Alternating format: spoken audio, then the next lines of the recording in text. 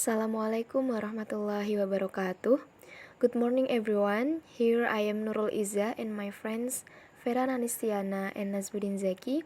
We will explain about question 5b. The question is, choose a human research approach and summarize the appropriateness of that approach related to organizational communication of an organization. So we choose theory Z as an approach related to organizational communication of an organization. First of all, we study the background of this theory. So during the 1980s, many US industries lost market share to international competitors. American business and industry experienced a demand for Japanese products and import, particularly in the automotive industry. The US were consumers for cars, televisions, and electronics from Japan because of the high quality products and the low prices. And the concerns about the competitiveness of US companies led some to examine Japanese management practices for the success enjoyed by many of their industries. And in 1981, William Ochi came up with a method that would combine American and Japanese management practice together to form Theory Z. In order to accomplish this, he had to learn about Japanese culture. He had to find out why the Japanese quality and productivity were much higher than that of the Americans, and will be explained by ZAKI next.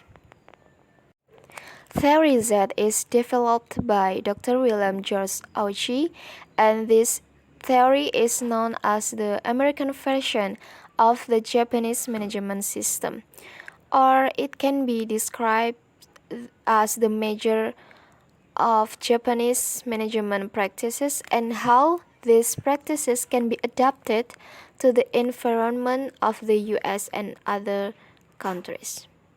So here are some features of Theory Z. One, this theory believes that workers can be trusted to do their jobs to their ability, so long as management can be trusted to support them and look out for their well-being. And strong bond between organization and employees. Employees may be granted lifetime employment, which leads to loyalty towards the company. And employee involvement, the involvement that implies meaningful participation of employees in the decision-making process, and particularly in matters directly affecting them. And next, the feature is no formal structure. For this style, emphasis should be on mutual trust and cooperation rather than on superior or subordinate relationship. And role leader to bring coordination in human beings in order to develop common culture and feeling in the organization. And the next, the difference culture management between American and Japan will be explained by ZAKI, and the implementation of this theory will be explained by FERA. Thank you. For the next, we are going to be discussing the differences between American and Japan's styles of management. So, there are a few notable differences between Japan's and American's styles of management. For the first one is the way that they make decisions and negotiate. And second one is the way that they are communicate, and the last or the third is the organizational compositions of their style of management. Okay, we are going to the first notable thing that is we would like to discuss in the way that between Japan's and American in the way that make decisions. Americans as well that we all know that they are quite direct people. They are very assertive. They like to make a decision quickly, and the time to not beat around the bush too much. And most of their discussions are made from top level executive, and they come down the people line to lower level executive, and then it's disseminated to employees underneath them. In Japan, Japan's leaders tend to be very indirect because they don't like confrontations. They like to upset anyone, they don't want to hurt anyone's feelings. So it really causes them to not be able to commit the decisions. They don't want to say yes or no in certain things. They might say yes even when they don't really mean yes, just in order to maybe keep the lines of communications open, or just because we just don't want to say no in order to avoid confrontation. In Japan, they use a type of proposal system, and it's where a lower level executive write up a proposal if they want something to change within the organization. They write up the proposal, they send it up to the chain of the higher level executive, and at the point they discuss it and they figure out whether or not they like it. If they cannot decide unanimously that they like the proposal, and they will send it back down the change for the changes to make until they are able to come to an enemy's discussion about the change or whatever decisions it is that they are trying to make, so rather than coming from the top down, and it's kind of works that opposite way in Japan. So in Japan, they are a very having a very strong family culture. In Japan, if we are in the organization for the most part, we are the we are there for life. They talk about they have a lifetime employment a lot of times in Japan. In Japan, that's when one of the things that they are known for. So for the next notable thing, that's organizational compositions. The organizational compositions which between American and Japan's countries. American countries generally have a board of directors from outside of the organization. People that do not work there, never work there, might know a little bit about it, but not from inside the company. American companies are generally employment at will. We can quit and time we want. We can be fired at any time we want, and promotions are based on performance. If you do a really good job, you might get a promotion.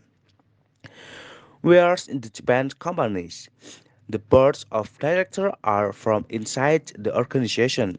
A lot of time people can work in their way up from the very bottom up, the way the way all the way up to the top to be in the board of directors position within in company.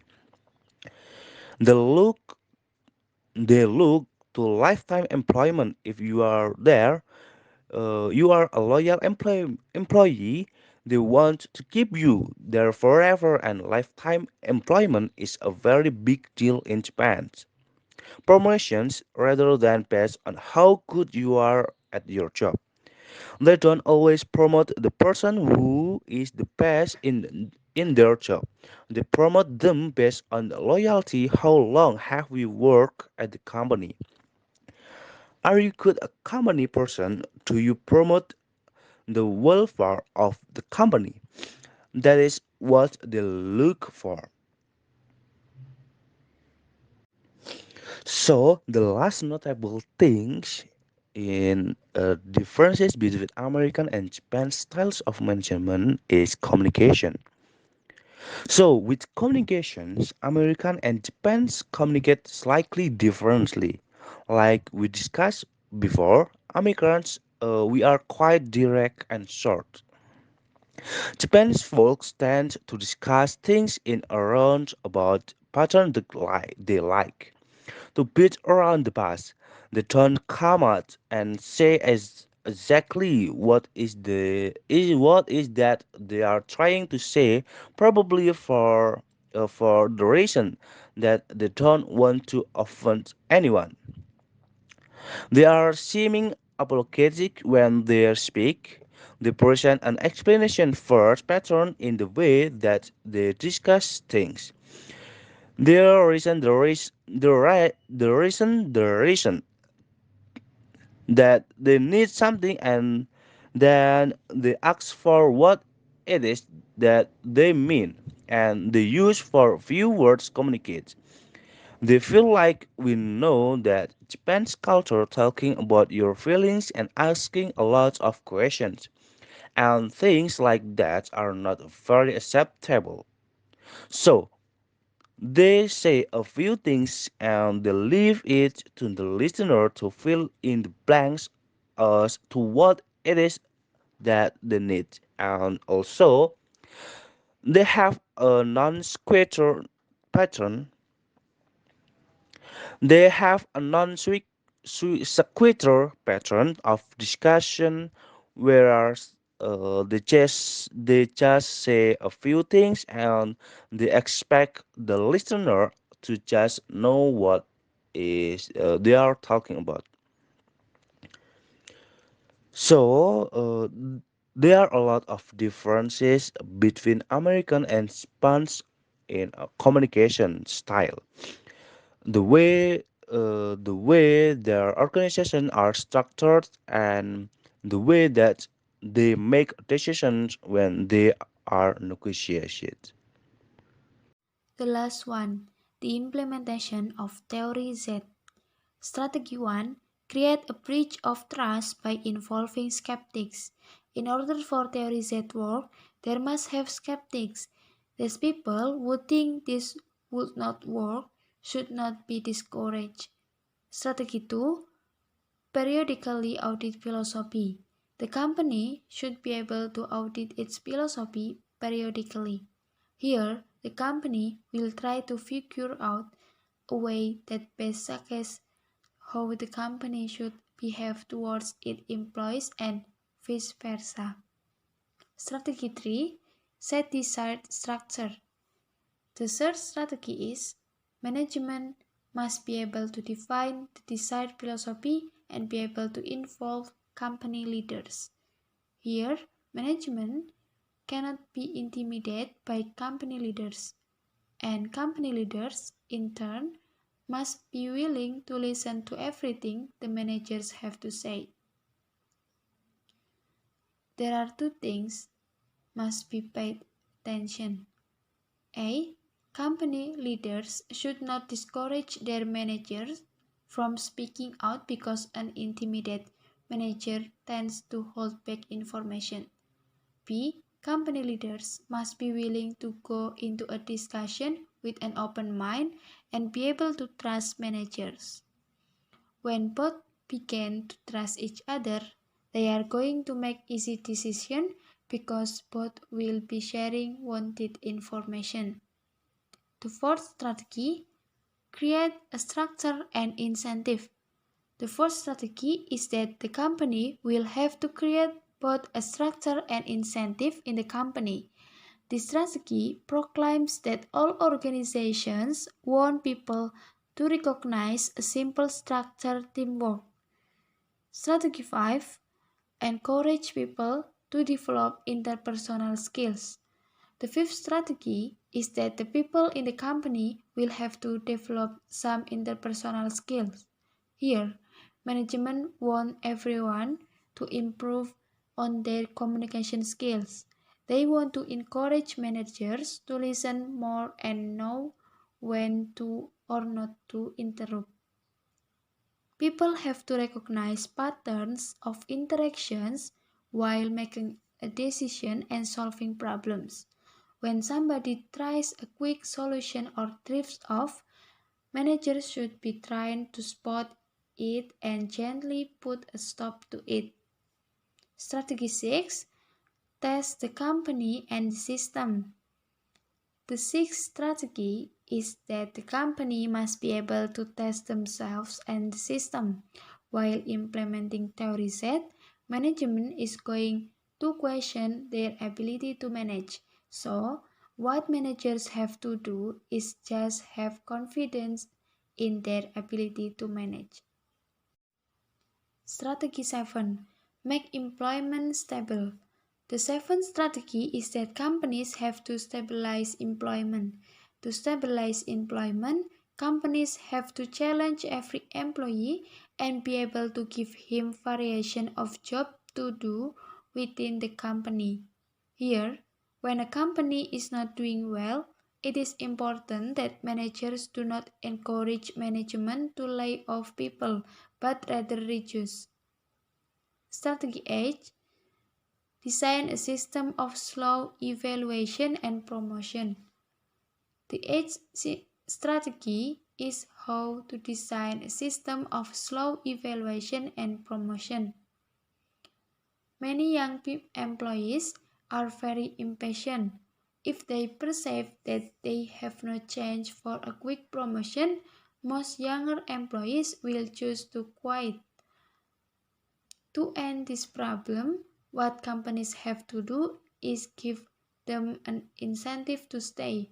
So, what the companies does is promote or otherwise encourage these young, impatient people before somebody else, usually the main competitor, does. You have to make them think that they are really want. This gives them time to learn that business and work with people as a team. Strategy 9: Broaden employees' career path. The ninth strategy is that how companies are going about the task of broadening people's career paths. Companies are very aware that most people who hop from job to job are usually bright, ambitious, and hard workers than their top managers. Strategy 10: Get theory set working at lower levels. The 10th strategy is how to get this theory set working at the lower levels.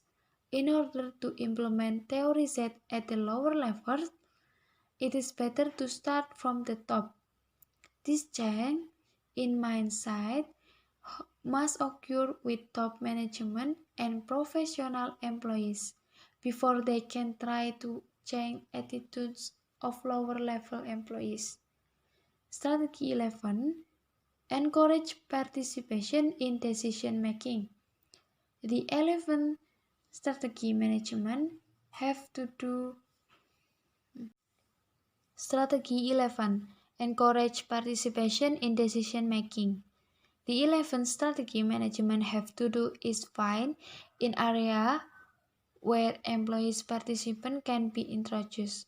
The way to gain lower level trust is through allowing their participation in company decision and being able to reward their accomplishment. Strategy 12: Promote kinship between everyone.